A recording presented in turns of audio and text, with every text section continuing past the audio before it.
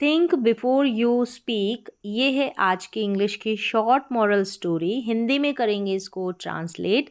इस स्टोरी के हेल्प से आप इंग्लिश के हर एक स्ट्रक्चर को बारीकी से सीख पाएंगे और समझ पाएंगे। इसके साथ ही साथ कई सारे इंग्लिश के नए वर्ड मीनिंग भी यहाँ पर आप सीखेंगे, प्लस जो ग्रामर का पार्ट है उसको भी कवर करेंगे। तो चलिए स्टार्ट करते हैं।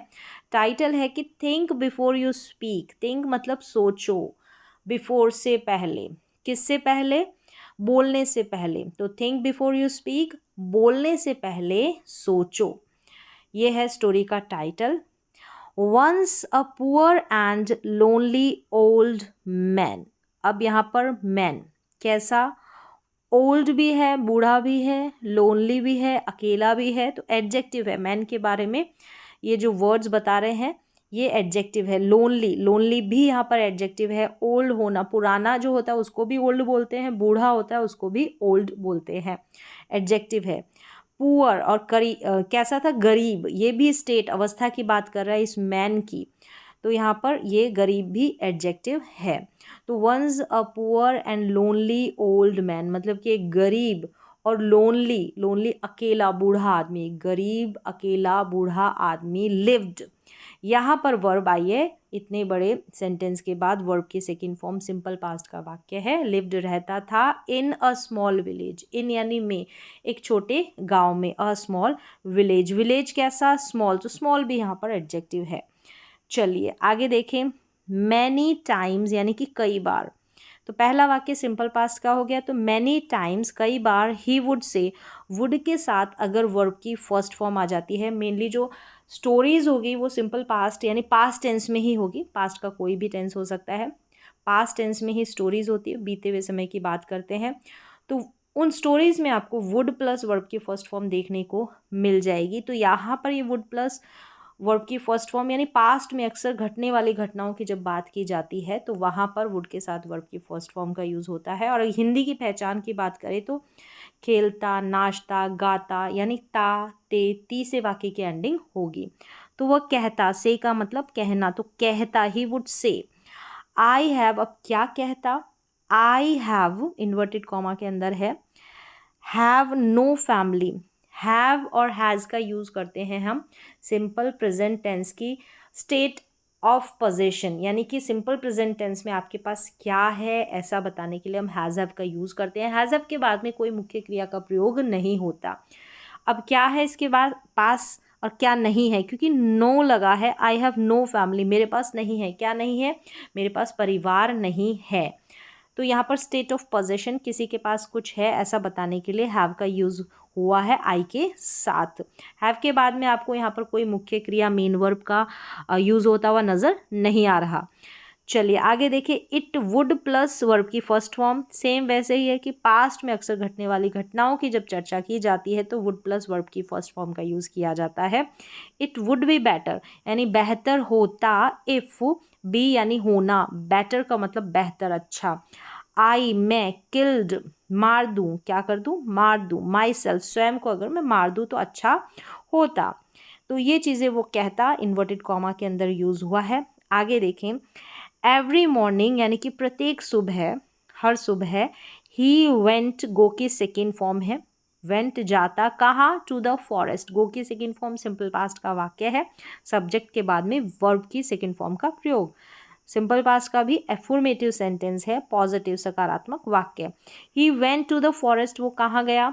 फॉरेस्ट की ओर गया।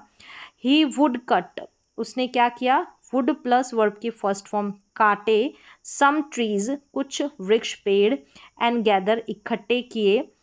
The wood in a bundle, मतलब हर मॉर्निंग, प्रत्येक सुबह वो क्या करता? He would cut some trees, वो कुछ पेड़ काटता। एंड गैदर, इकट्ठा करता। द वुड, वो लकड़ी। इन अ बंडल, एक बंडल के अंदर, एक गट्ठर के अंदर वो इकट्ठा करता। बंडल का मतलब गट्ठर, ठीक है, जैसे लकड़ियों का होता है।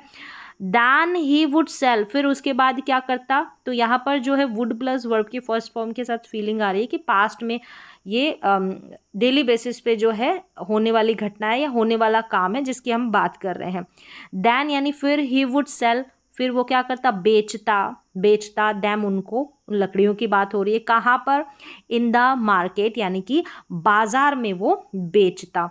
विद का यूज़ हुआ है, ठीक है। विद का यूज़ साथ के सेंस में नहीं होता है, विद के कई सारे यूजेस भी होते हैं यूजिंग समथिंग के सेंस में, यानी किसी चीज़ को यूज़ कर कर कुछ करना, तो से यहाँ पर इसका मीनिंग आ रहा है हिंदी में।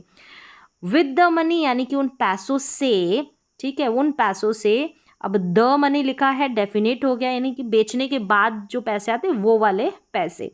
ही वुड बाय, वह खरीदता, बाय मतलब खरीदना, तो खरीदता सम, कुछ फूड, कुछ खाना भोजन खरीदता। क्यों खरीदता, टू प्लस इन्फिनेटिव का यूज हुआ है, टू प्लस वर्ब की फर्स्ट फॉर्म इन्फिनेटिव बोलते हैं।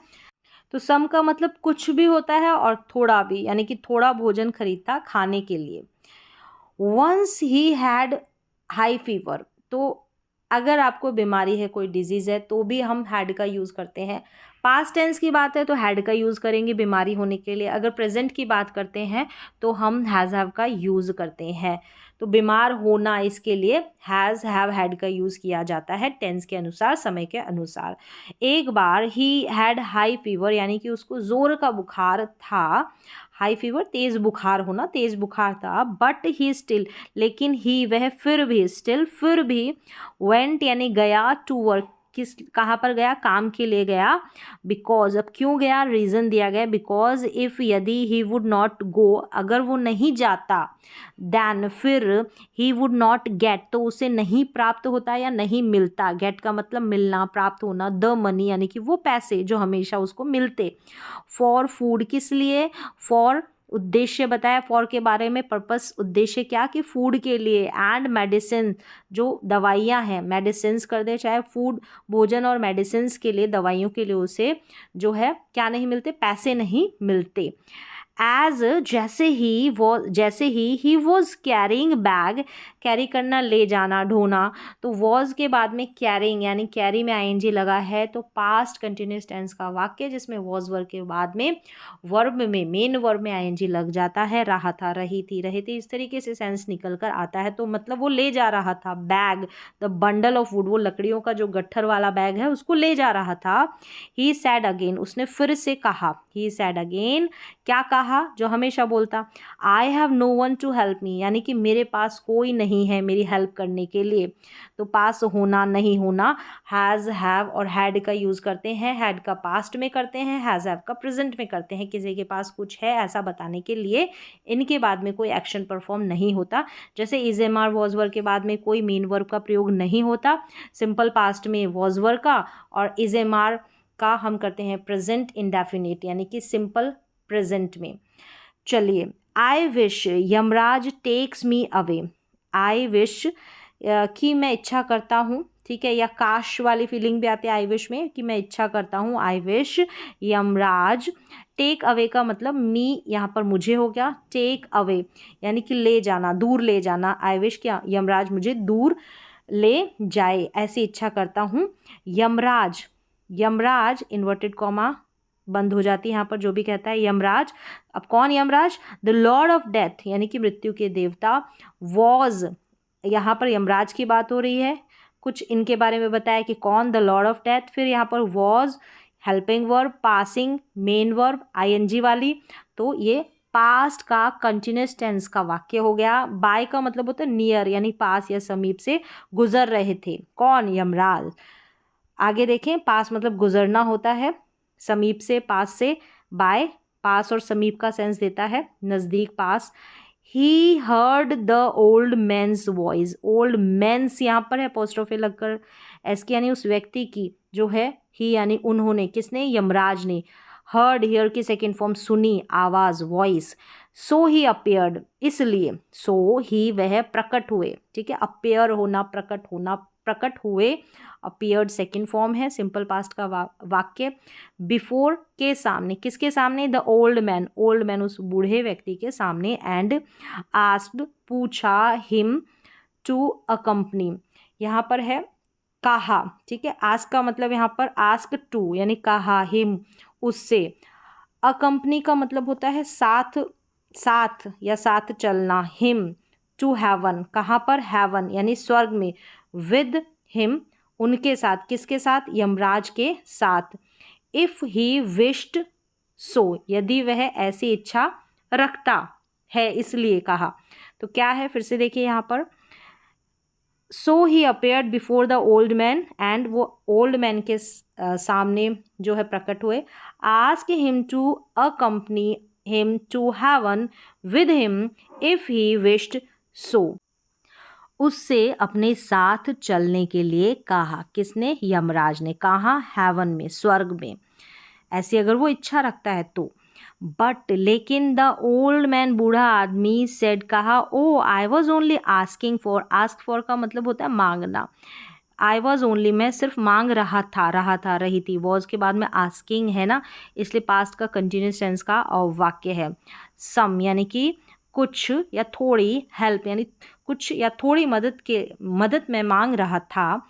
Yamraj helped the old man, मदद की, किस लिए? टू कैरी, ले जाने के लिए, द बंडल, एंड वो बंडल ले जाने के लिए यमराज ने उसकी हेल्प की। तो हेल्प्ड यहाँ पर वर्ब की सेकंड फॉर्म है। लाफ्ड, हंसे, किसके ऊपर? टू हिमसेल्फ यानी स्वयं के ऊपर, अपने ऊपर हंसे। कौन? यमराज।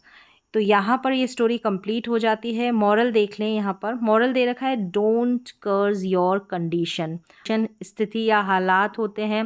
कर्ज का मतलब अभिशाप भी होता है, शाप देना भी होता है, कोसना। तो यहाँ पर है कि कोसना, कि अपनी जो कंडीशन है, हालात है, उसको मत कोसो, अपने हालात को मत कोसो। डोंट कर्ज योर कंडीशन।